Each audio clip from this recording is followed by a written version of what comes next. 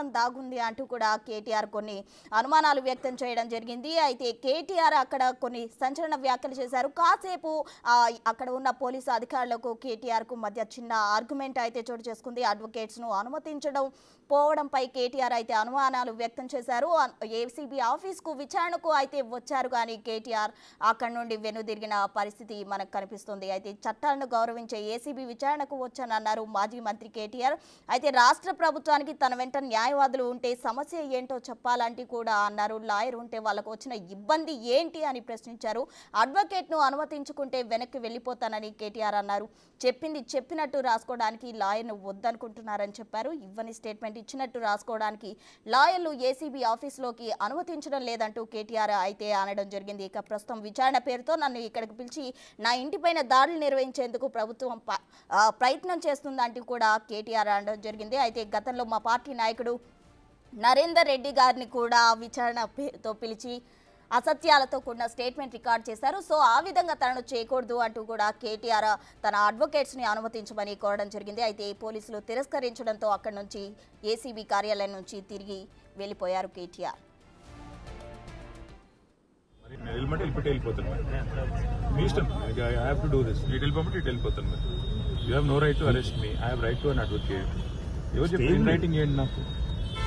పద్ధతి కాదు కదా. మర్యాదగా మీతో కోఆపరేట్ చేస్తుంటే మీరు ఇంతమందిని పెట్టి అడావుడి ఎందుకు చెప్పండి. రైట్ టు అన్ అడ్వకేట్ ఆడ పోయినట్టు వాళ్ళని చెప్పమని మీరెందుకు చెప్తుంది. ఏసీ యువర్ నాట్ ఏసీబీ వాళ్ళు ఏసీబీ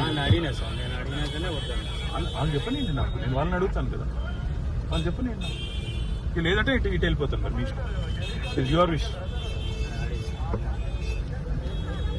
నేను వెళ్ళమంటే వెళ్ళిపోతాను మరి మీ ఇష్టం. I have to do this. ఇటు వెళ్ళిపోమంటే ఇటు వెళ్ళిపోతాను మరి. You have no right to arrest me. I have right to an advocate. ఎవరు చెప్పండి రైటింగ్ ఏంటి నాకు. పద్ధతి కాదు కదా. మర్యాదగా మీతో కోఆపరేట్ చేస్తుంటే మీరు ఇంతమందిని పెట్టి అడావుడి ఎందుకు చెప్పండి. రైట్ టు అన్ అడ్వకేట్ ఆడ పోయినట్టు వాళ్ళని చెప్పమని మీరెందుకు చెప్తుంది. ఏసీ యువర్ నాట్ ఏసీబీ వాళ్ళు ఏసీబీ వాళ్ళు చెప్పండి నాకు, నేను వాళ్ళని అడుగుతాను కదా, వాళ్ళు చెప్పండి నాకు. లేదంటే ఇటు వెళ్ళిపోతాను మరి మీ ఇష్టం, ఇట్స్ యువర్ విష్. ఇక ఫార్ములా ఈ కార్ కేసుకు సంబంధించి ఏసీబీ విచారణకు వచ్చిన కేటీఆర్ అయితే 300 మీటర్ల దూరంలో తన లాయర్స్తో అనుమతిస్తే తప్ప లోనికి రాను అంటూ చెప్పడంతో పోలీసులు కేటీఆర్ కారును అక్కడే నిలిపివేశారు. అయితే ఈ మధ్య గ్యాప్లో కొంచెం అక్కడ పోలీసులకు కేటీఆర్కు మధ్య చిన్న ఆర్గ్యుమెంట్ చోటు చేసుకుంది. తన లాయర్స్ను ఎందుకు అనుమతించరు అంటూ కూడా కేటీఆర్ కొన్ని కామెంట్స్ చేశారు. చట్టాన్ని గౌరవించి సాధారణ పౌరుడిగా ఏసీబీ కార్యాలయానికి వచ్చాను, కానీ ఈ ప్రభుత్వం రాజ్యాంగబద్ధంగా తనకు దక్కిన హక్కులు కాలు రాసేలా ప్రవర్తిస్తుంది అంటూ కూడా కేటీఆర్ సంచలన వ్యాఖ్యలు చేశారు. తెలంగాణ రాష్ట్రంలో భారత రాజ్యాంగం నడుస్తుందా లేదా రేవంత్ రెడ్డి రాజ్యాంగం నడుస్తుందా అంటూ కూడా కేటీఆర్ వ్యాఖ్యలు చేయడం జరిగింది. అయితే గతంలో మా పార్టీ నాయకుడు అంటే గతంలో జరిగిన నరేందర్ రెడ్డి సంఘటన కూడా ఆయన ఉదాహరించిన పరిస్థితి మనకు కనిపిస్తుంది. విచారణ పేరుతో పిలిచి అసత్యాలు అంటే చెప్పింది ఒకటి అయితే చెప్పనిది స్టేట్మెంట్గా రికార్డ్ చేసి మీడియాకు వదిలారంటూ కూడా కేటీఆర్ అన్నారు. అదేవిధంగా తనను చేయడానికి తన లాయర్స్ను అలో చేయట్లేదు అంటూ కూడా కేటీఆర్ ఇందులో ఏదో కుట్రకోణం దాగి ఉంది అంటూ కూడా కేటీఆర్ చెప్పడం జరిగింది. అయితే రాష్ట్ర ప్రభుత్వానికి తన వెంట న్యాయవాదులు ఉంటే వచ్చిన సమస్య ఏంటో చెప్పాలి అంటూ కూడా కేటీఆర్ అక్కడ ఉన్న పోలీసులను అడగడం జరిగింది. అయితే ఒక పౌరుడిగా న్యాయవాదుల సహకారం తీసుకునే హక్కు లేదనే విషయాన్ని రాతపూర్వకంగా తనకు రాసివ్వాలి అంటూ కూడా కేటీఆర్ అడిగారు. అయితే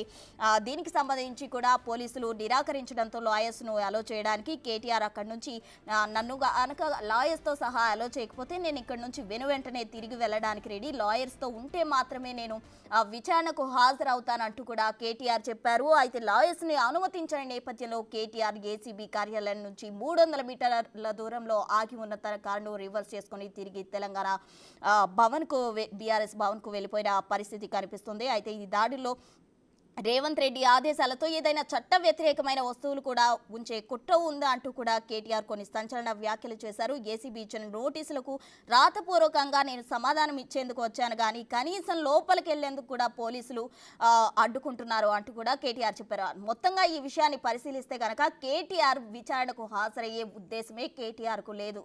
తను విచారణకు వచ్చినట్టే వచ్చారు, కానీ ఆ విచారణకు ఏ విధంగా స్కిప్ చేయాలి, విచారణకు నేను వచ్చాను కాకపోతే వీళ్ళే నన్ను ఎలో చేయలేదు అని చెప్పేందుకే కేటీఆర్ అడ్వకేట్స్ అని మెలిక పెట్టి అడ్వకేట్స్ మెలికతో కేటీఆర్ అక్కడి నుండి తిరిగి వెళ్ళిపోయారు. అయితే జనవరి 6న విచారణకు హాజరు కావాలని ఏసీబీ కేటీఆర్కు నోటీసులు ఇచ్చింది. అయితే నోటీసులు ఇచ్చిన నేపథ్యంలో కేటీఆర్ అయితే విచారణకు తను సహకరిస్తున్నట్టే హాజరవుతున్నట్టే ఏసీబీ కార్యాలయం దగ్గరకు వచ్చారు. కానీ వెంటనే తన లాయర్స్ను ఎలో చేయాలి అని ఒక మెలిక పెట్టి ఎలో చేయండి నేపథ్యంలో అక్కడి నుండి తిరిగి వెళ్ళిపోయారు. మరి లాయర్స్తో మాట్లాడి కేటీఆర్ తన డెసిషన్ మీడియా ముందు వెలువరుస్తారా, లేకపోతే అసలు మళ్ళీ తిరిగి ఇంకో డేట్ అడుగుతారా, లేకపోతే విచారణకు హాజరవుతారా హాజరవరా అనేది తెలియాల్సి ఉంది.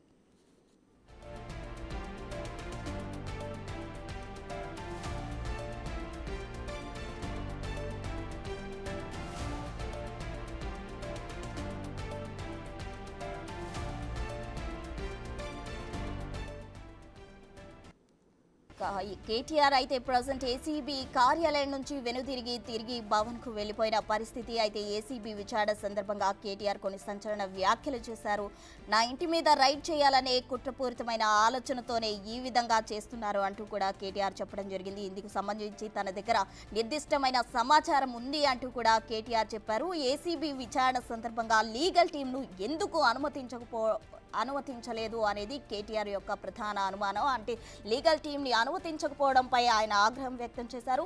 తన లాయర్స్తో ఏసీబీ కార్యాలయానికి అనుమతించకపోవడంతో ఏసీబీ కార్యాలయానికి వచ్చిన కేటీఆర్ అక్కడి నుండి తిరిగి తెలంగాణ భవన్కు వెళ్ళిపోయారు. అయితే ఫార్ములా ఈ కార్ రేసులో జరిగిన లోపాలకు సంబంధించి అయితే ఏసీబీ జనవరి 6న విచారణకు హాజరు కావాలని నోటీసులు ఇచ్చింది. అయితే 6న విచారణకు హాజరు కావాల్సి ఉండగా ఈ రోజు కేటీఆర్ ఏసీబీ కార్యాలయం దగ్గరకు వచ్చారు. విచారణకు తాను సహకరిస్తానంటూ కూడా ఏసీబీ కార్యాలయానికి వచ్చారు. కానీ తన లాయర్స్తో సహా తనను అనుమతించమని చెప్పిన నేపథ్యంలో పోలీసులు అయితే కేటీఆర్ను వ్యక్తిగతంగా హాజరవ్వాలని చెప్పిన నేపథ్యంలో కేటీఆర్ నిరాకరించారు. తన లాయర్స్తో అనుమతించిన నేపథ్యంలో కేటీఆర్ అక్కడి నుండి తిరిగి వెనుదిరిగిన పరిస్థితి. అయితే నేపథ్యంలో రాజ్యాంగానికి సంబంధించి కూడా కేటీఆర్ మాట్లాడడం జరిగింది. అయితే ప్రభుత్వానికి తన లాయర్స్తో అలో చేస్తే వచ్చిన నష్టం ఏంటి అని కూడా కేటీఆర్ అన్నారు. అంతకుముందు ఏసీబీ ఆఫీస్ దగ్గర హైడ్రామా నడిచింది. అరగంట పాటు ఏసీబీ ఆఫీస్ ముందే కేటీఆర్ ఉన్నారు. ఏసీబీ ఆఫీస్ నుంచి